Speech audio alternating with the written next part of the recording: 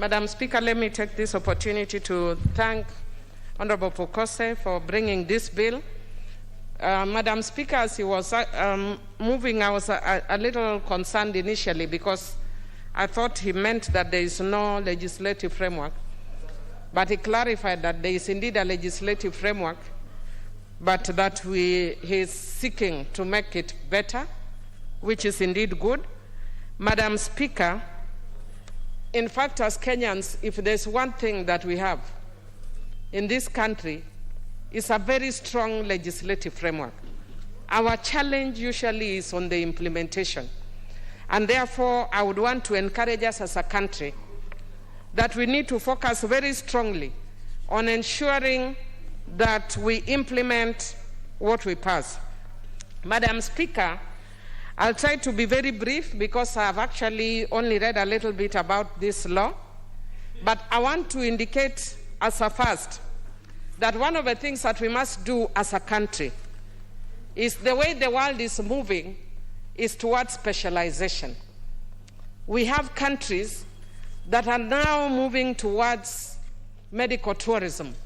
And for you to effectively have medical tourism, Madam Speaker, it means you must have very clear standards for people to be able to have faith and trust in you as a country, as a medical tourism destination. Madam Speaker, that is why you find that a lot of Kenyans are headed towards India, because they have regulated and provided standards. That is why Turkey is also becoming another destination for medical tourism. Madam Speaker, you find the same with other categories, Madam Speaker. And as a country, even as we look at social issues that affect us, we must also learn that we must manage a country as a commercial entity for it to make sense, because the era of charity is long gone, and countries must know that you must have a competitive edge as a country in order for you to attract investment. The era when the donors would come into the country and throw in a lot of money because we are poor African countries is long gone. Countries must take care of themselves. And in that process, you must build your capacity over something. And Kenya has opportunity, not just in food, but in medicines. And that is why this bill is very, very important. As an agricultural country, we have an amazing wealth of food. I'm really shocked if you look at even the countries that are allowed to export their fish to other countries, Madam Speaker. Yet we actually produce fish in such a huge amount and quantities.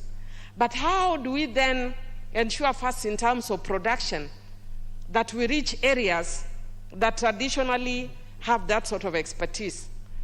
Like, for instance, why do we want to put a lot of energy for fish in Thika when you have Suba North as the producer of fish? Why don't we build their capacity there?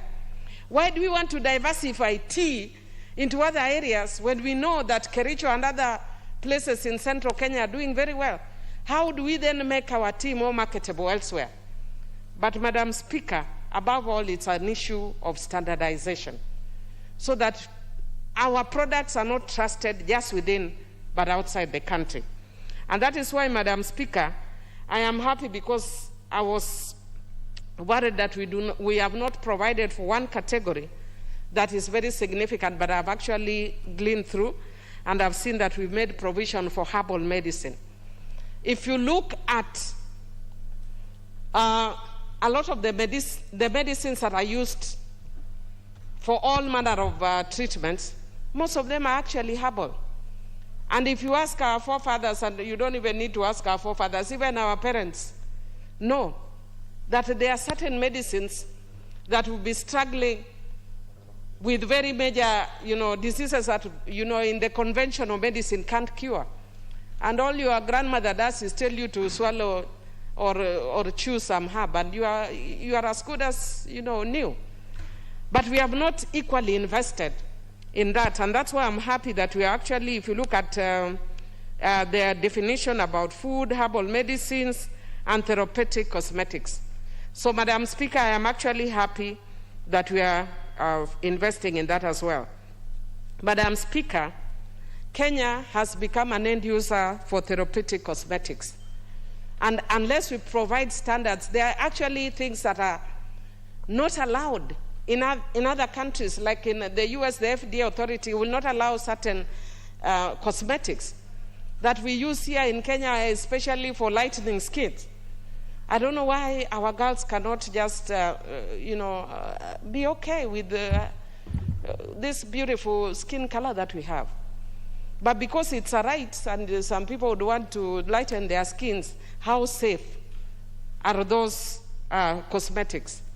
So that we don't then make people suffer with different cancers merely because we didn't provide for standards. Madam Speaker, again, as I indicated, because I was away on parliamentary duty, I have not had time to look exhaustively at this, but I'm going to look at it especially in reference to those core areas that I've spoken about. I'm very passionate about medicinal, herbal medicines or medicinal plants. I did my first master's on intellectual property rights on plant genetic resources and realized, Madam Speaker, that we are actually missing a lot in terms of the resources that we have here that we take for granted and that are amazing. Perhaps, Madam Speaker, there may be a cure in COVID on our medicinal herbs, but we do not invest in them. We take them for granted.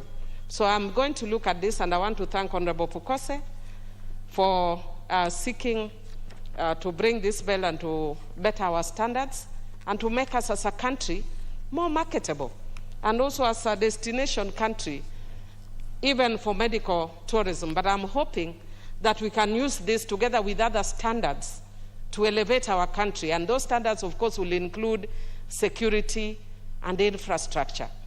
Madam Speaker, if there's one thing that we can take away as members of Parliament whenever we go on trips abroad, the benchmarking, really there should be something that comes out of that. It's an embarrassment that sometimes you see countries that shouldn't be where they are and shouldn't be competing at an even kill with us are way ahead of us. Why? Because we have allowed corruption to take center stage.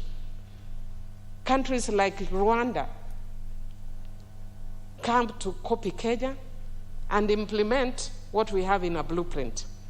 They come and implement what we have in laws. So I'm actually encouraging us that we need to go beyond what we pass and to make sure that we implement. Otherwise, I do support. Thank you.